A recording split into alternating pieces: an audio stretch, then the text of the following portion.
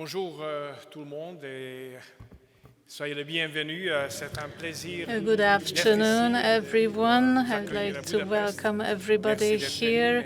I'm very happy to be able to greet you here in Budapest and be here with us. First of all, I would like to congratulate very warmly at the success at the elections in France, which is a great success at the French National Assembly. I believe and I hope that this is the beginning of a procedure which will pick up its pace. This is the beginning of a new era in political France. The way in which we succeeded to win the elections here was to create a coalition on the right, of political cooperation in the framework of Fidesz and with the Christian Democrats, who are our partners, and with NGOs, etc., who cooperated with us. I do hope that you will be able to create something similar in France, to have a huge nationwide patriotic force on the right. I wish you great success in that, and we're happy to cooperate with you in order to work in this direction. The subject we deal with today is the Article 7 and democracy. These are very important questions, and we're always deliberating on these subjects at the European Parliament with fellow MEPs. Article 7 started 4 years ago in 2018, after an election for the European Parliament. The ideological attack against Fidesz party, the governing party in Hungary, began even before that. We won the fourth election with victory. The first victory was in 2010. We had a two-thirds majority at the time, and we had a possibility to modify the constitution and take important decisions. The government of Viktor Orbán was not afraid to take action, to take very difficult decisions during the 12 years, which is why I believe that the Hungarian government led by the Fidesz party poses a danger for leftists and neo-Marxists in Brussels and in Western Europe, because our example shows that things can be done in a different way. The leftist and neo-Marxist believe something else. There are other possibilities and solutions offered. The first attack happened in 2013 by Mr. Tavares, who's a socialist Portuguese Marxist, and he talked about problems with fundamental rights in Hungary.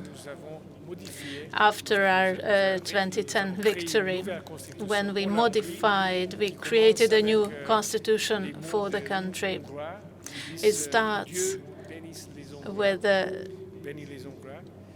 following words: God bless Hungarians, which is a grave problem for liberals and false liberals in Brussels. They criticized significantly our new law on the media, and they criticized, therefore, media law in Hungary. If we want to win in arguments, we need to influence the media.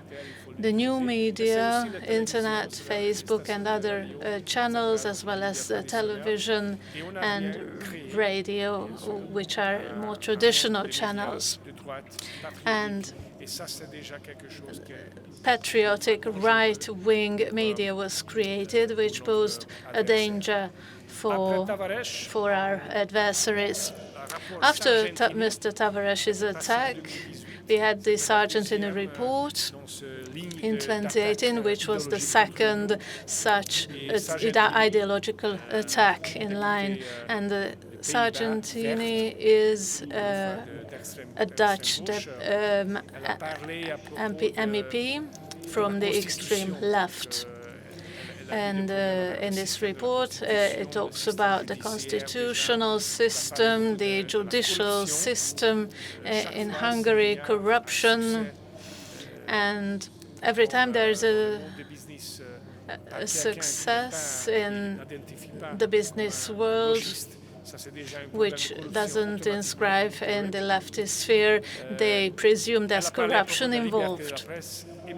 And it talked about the liberty of press and national identity. In 2015, we all know, there was a migrational crisis in Europe, and Hungary was on the line of attack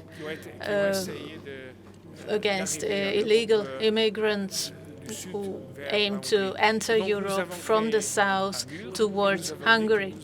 We mounted a wall on our frontiers to protect our countries, to protect Europe. This was our right to decide on building a wall. We can decide about the right of asylum. And we can decide if we're talking about an economic migrant or a refugee. People can migrate or select another country to live in, but this is not an automatic right they enjoy. We do not have to receive everyone who wishes to stay in Europe. A refugee has to be helped, on the other hand, and we do so. This is a very important point. These were the events determining the times after 2015. Migration and how we deal with migration were the most important subjects. And we have shown that it's possible to protect the borders. It's possible to say no to illegal migration. It's possible to protect our national identity, our culture, which are very important for us and are things worth fighting for. The Hungarians can do that, and this is not the decision of the European Commission or Brussels or the EU, because these are bureaucracies, these are not elected entities. And this is what we did. Ideological attacks have become political extortion, and now they happen on the financial sphere as well. Gábor Scorfield, an MEP, talking in Hungarian, but he's French and sits with the Greens. And with all the aggressivity, it conducted an attack against the Hungarian government. The democratic decisions, the people won by 2/3. We had a landslide majority at the last elections. And this is a great problem for Sargentini and the others, because this way they are political jihadists of the left. The people's democratic decision, sovereignty of a nation is not important for them, because they know better what should be done for everyone. This is a grave problem, and it's a democratic deficit which is really grave in the European Union. Last year, we adopted a law on the protection of children. This is a law to protect our children against LGBT propaganda at the kindergartens. And this law protects the parents' rights when it comes to the sexual education of their children. I believe this is evident. I believe this is completely normal. But today, in the current situation, we need to defend these rights. We need to defend our children, our small children, our teenagers, because propaganda has become increasingly aggressive. And I believe this is the next chapter in the long list of attacks against us. Madame Gabor Scorfield is very active in this respect, and she does everything in her report to worsen the situation of Hungary. According to her, Hungary is not a democracy anymore. It's an authoritarian regime. There are no checks and balances, no democratic system at all. It's not worth it because this is an ideological attack solely. And as such, it's not important. What should be done? I believe that we need to cooperate, and this is why I'm very happy to have you here again in Budapest, because we need to find alliances. We left the EPP after a long political fight. We lost that fight because the EPP is not Christian, not democratic, not conservative anymore. It's a party that lost its identity, its political direction completely. It's an ideological group, the ICR, where we found our alliances, our friends, with whom we work with at the European Parliament, in order to strengthen our vision in Europe, in Western Europe. We do not really have a strong representation at the European Parliament.